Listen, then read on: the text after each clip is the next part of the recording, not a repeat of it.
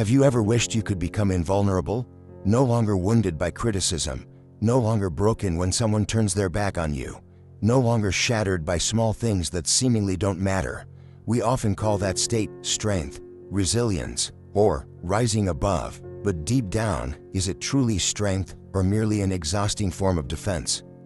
The harder you try not to be hurt, the more sensitive you become to pain, the tighter you close your heart to avoid suffering, the more suffering silently seeps in, persistent and lingering. True invulnerability doesn't come from shutting every emotional door. It comes when you are brave enough to open them wide, to step into the dimly lit rooms of your inner world, and face the pain that has long been buried.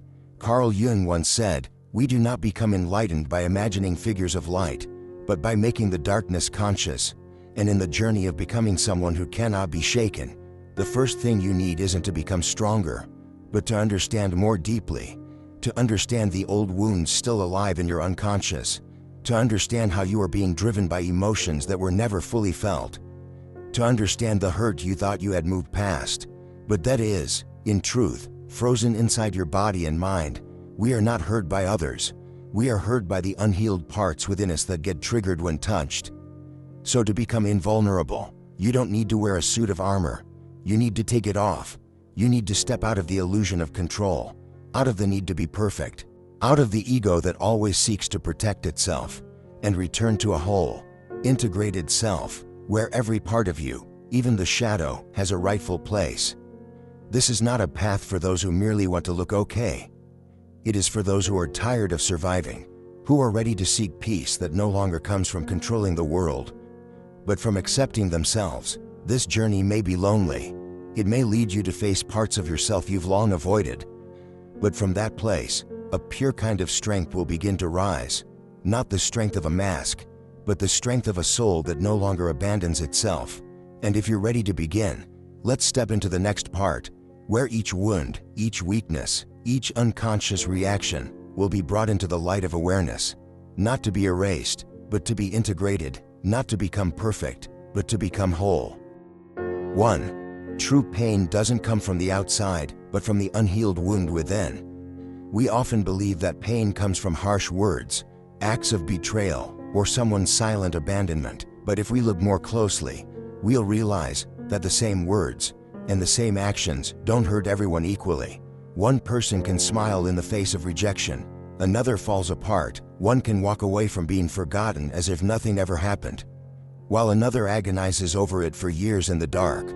Why? Because true pain doesn't come from the outside, it comes from the wound inside that hasn't yet been healed. Carl Jung once said, "We are not affected by what happens to us, but by how we respond to it." And how we respond is actually a reflection of our unconscious wounds. We don't hurt because someone left. We hurt because their absence awakens childhood memories of abandonment.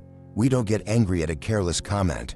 We're triggered because that comment touches an old sense of inadequacy that was never seen, never validated. Pain in the present is merely a knock on the door of a silent earthquake buried deep within our subconscious.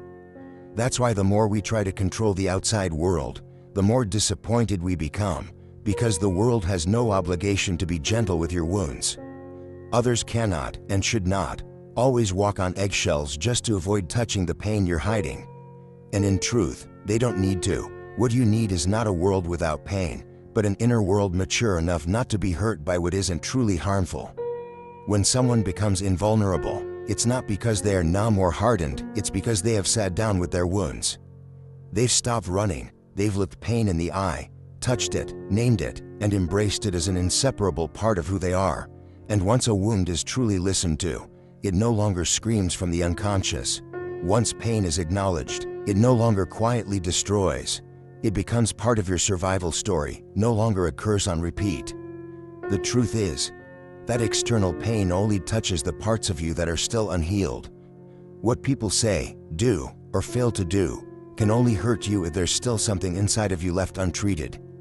And the miracle is that you can heal yourself, not by forgetting, but by looking, not by pretending to be strong, but by becoming radically honest. When you realize that the root of pain lies within, you begin to shift your power from the outside world back to yourself. No one can hurt you with just a seen and not replied message. No one can tear you down with a dismissive look, because you now know exactly what inside you is being touched, and you no longer allow it to control you in silence. This doesn't mean your emotions disappear. It means they are guided by awareness. And that is the first step to freedom, not freedom from pain, but freedom from the grip of unhealed pain.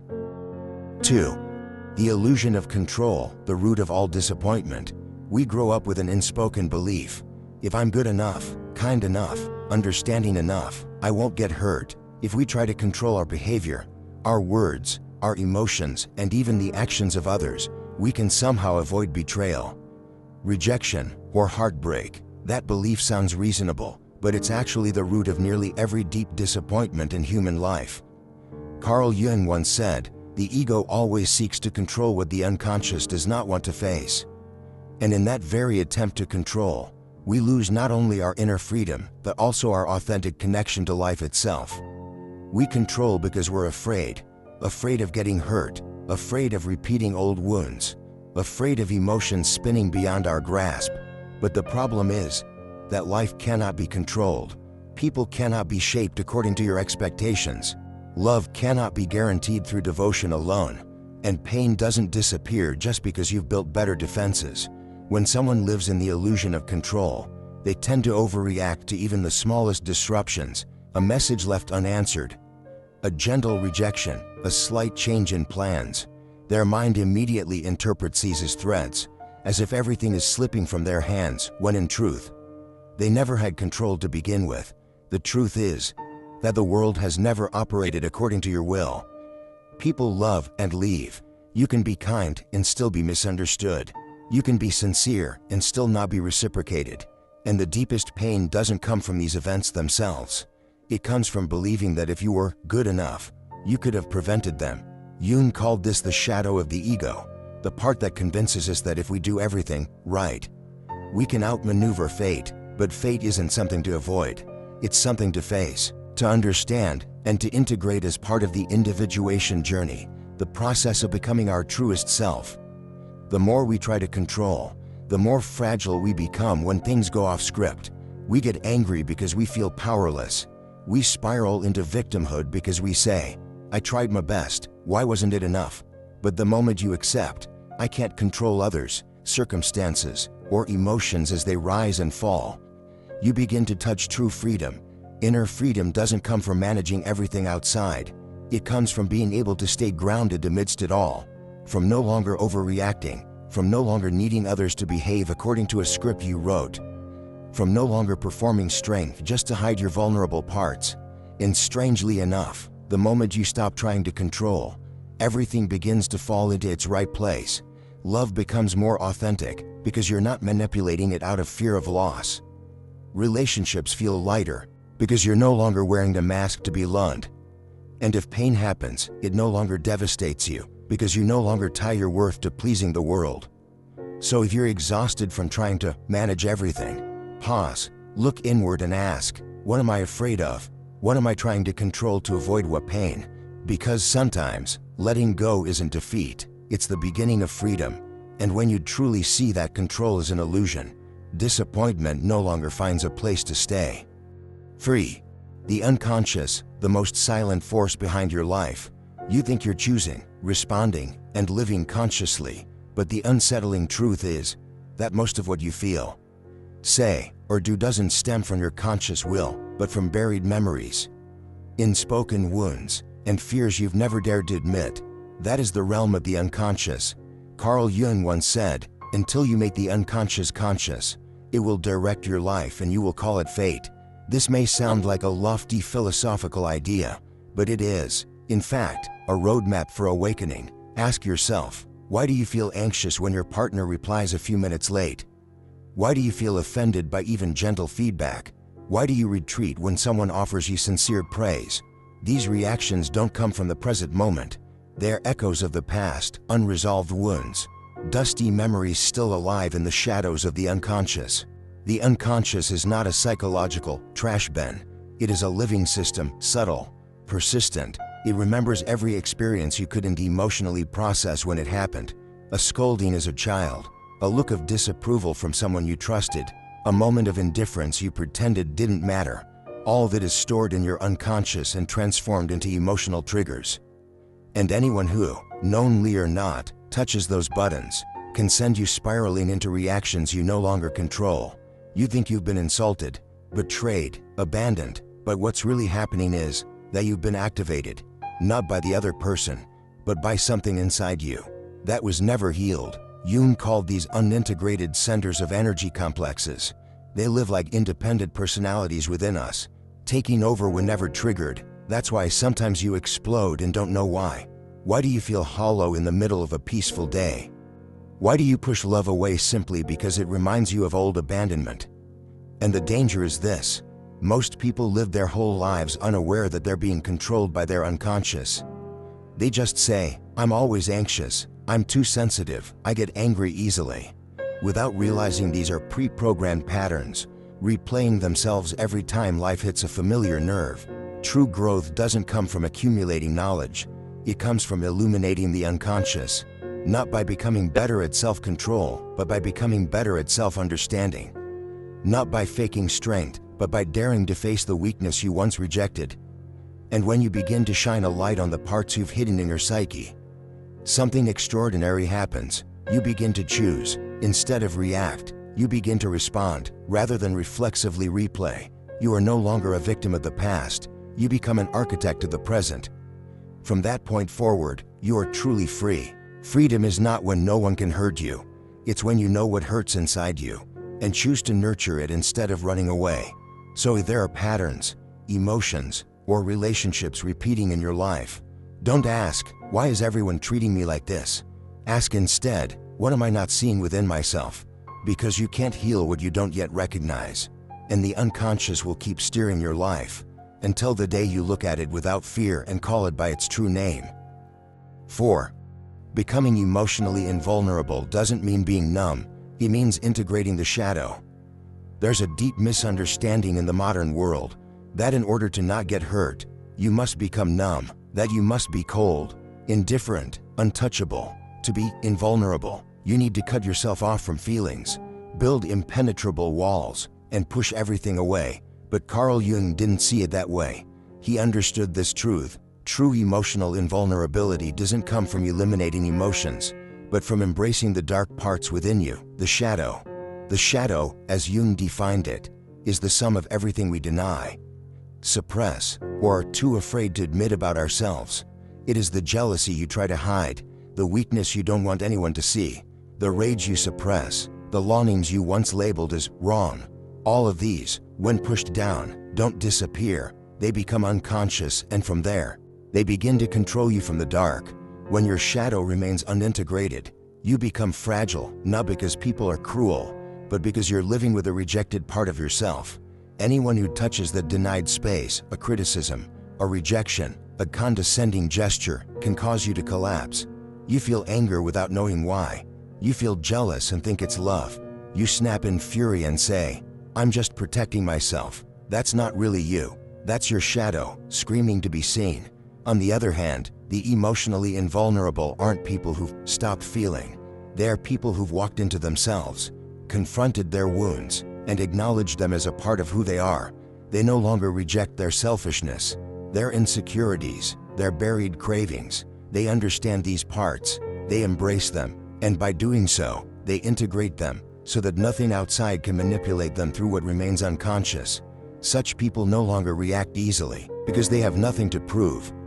They're not easily triggered because there are no inner wounds left unheard. They can remain silent, not out of fear, but because they no longer need to explain themselves to anyone.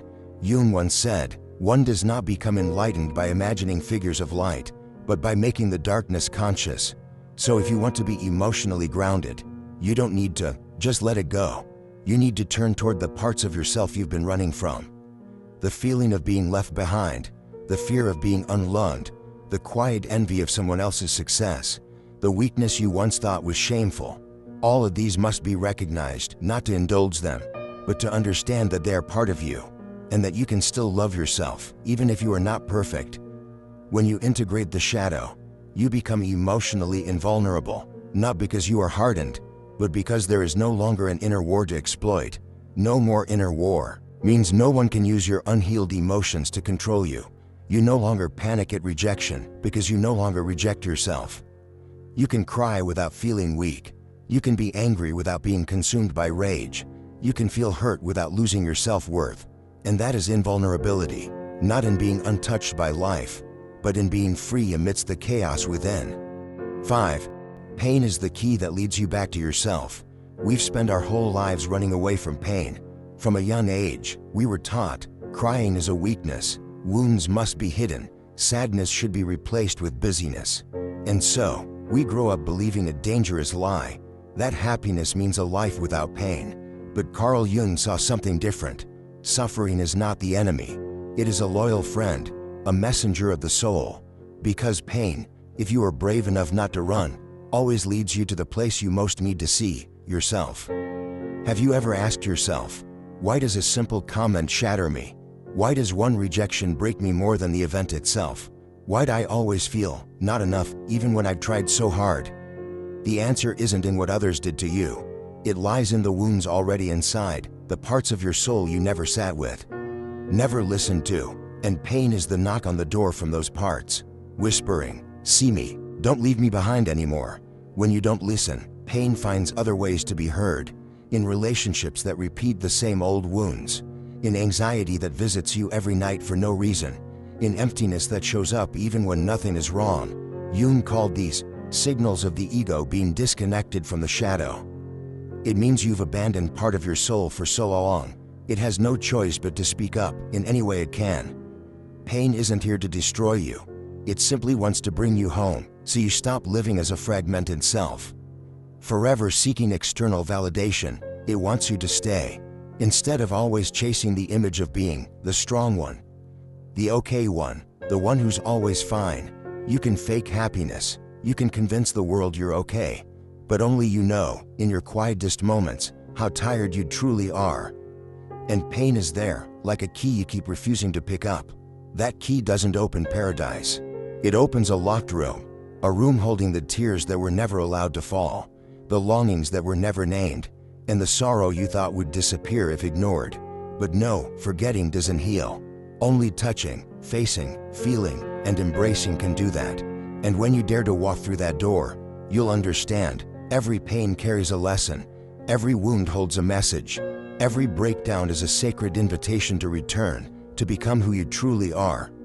Not the perfect version you've been trying to perform. Jung once wrote, where there is pain, there is healing, and that's what we need to remember. When we meet ourselves, not to escape, but to finally come home, you don't need to be perfect.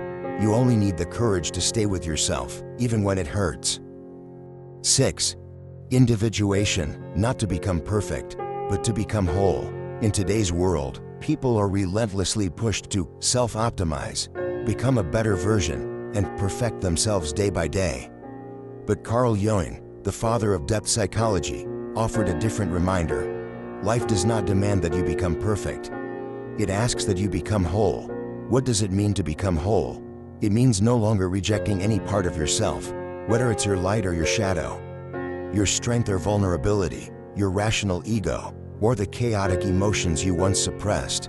And that journey toward wholeness, in Jung's words, is called individuation. This is not a journey for the masses.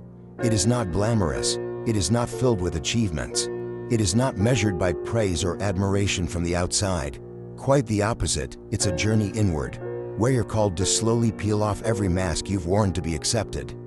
You'll have to face the shadow self, the part of you that holds everything you've tried to deny, envy, the urge to control, deep wounds, the fear of abandonment, and the haunting sense of unworthiness.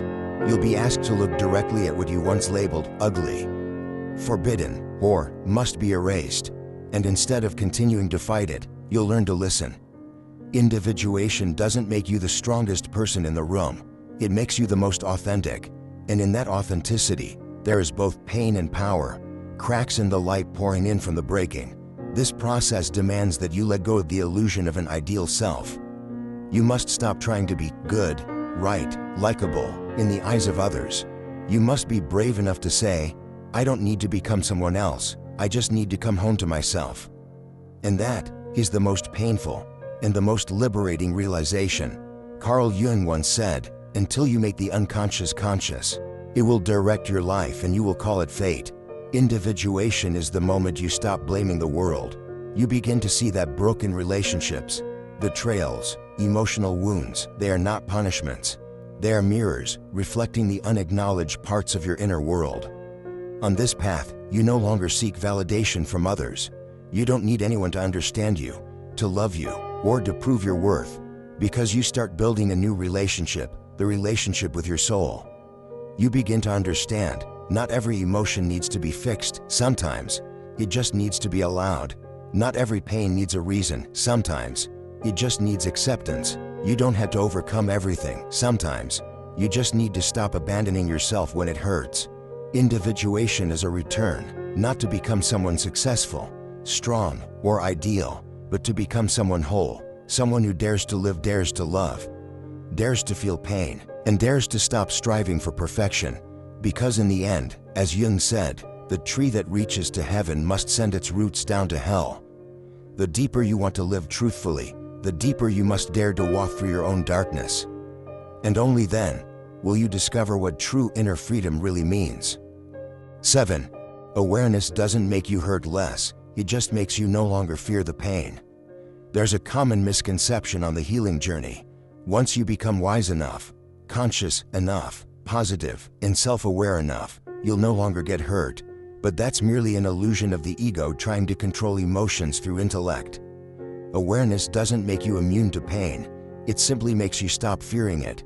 Carl Jung once said, "One does not become enlightened by imagining figures of light, but by making the darkness conscious." And to do that, you must dare to walk through your own shadows, into the dark corners where your deepest fears live, not avoiding, not denying, not rationalizing. Awareness doesn't come from learning more emotional techniques to master your feelings. It comes from letting go of the need to win against your emotions and choosing instead to listen to them. You begin to realize pain is not the enemy. It's a door, a key, a message from the deepest part of your soul, the part that has always longed to be seen and understood. Awakened people don't experience less pain. They simply stop letting pain drive them unconsciously. They no longer react with rage, withdrawal, or escape when their old fears are triggered, because they know, the stronger the reaction, the more it points to a part within that still hasn't been touched by love. And in that very moment, instead of judging themselves as weak, they choose to stay with the feeling, to stay with the trembling, to stay with the wound they once rejected, not to punish it, but to embrace it. Awareness is not a transcendent state. It's the courage to live more deeply in every emotion, every experience, every collision, without letting yourself shatter because of it. You will still face rejection. There will still be lonely nights. There will still be moments when people disappoint you. But the difference is that you no longer define yourself by those things. You no longer ask, "What did I do wrong?" Instead, you ask, "What part of me needs to be heard right now?" You no longer whisper, "I need to toughen up."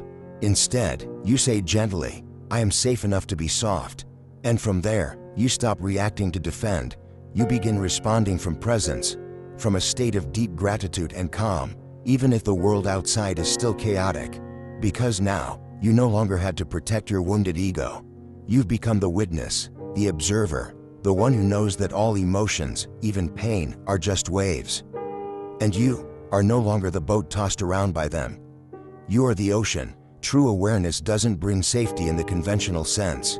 It brings freedom. You no longer live to avoid pain, you live to touch what is real, even if it hurts. And from that space, the things that once hurt you can no longer control you.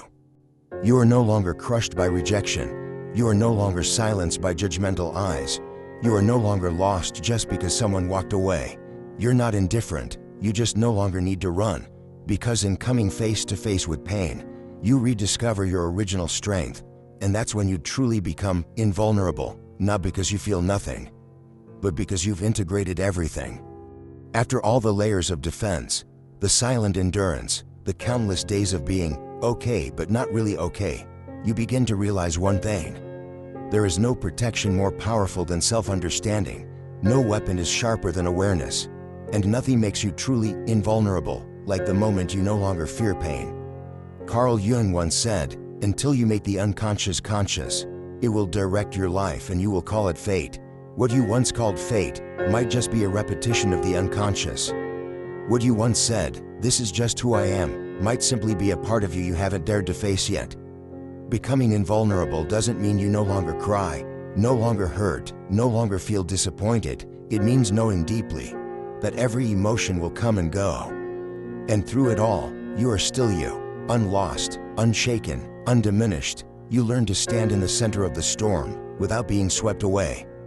You learn to stay soft, even when the world insists you must be hard. You learn to look into your own eyes with love, not judgment. And from that, invulnerability is no longer armor. It becomes an energetic field, where truth is allowed to exist, where pain is heard, where no one can make you lose yourself. No one can control you because you stop trying to control yourself. No one can manipulate you because you've learned to sit still within the ache. No one can make you fall apart because now you know how to break consciously and rise again. You don't need to become strong enough. You only need to become honest enough. And from that honesty, an invulnerable self will rise. Not because you become immune to pain, but because you're no longer afraid of it. And from this moment forward, you no longer need anyone's approval. You know your worth, you know where you stand. And that is what true freedom feels like.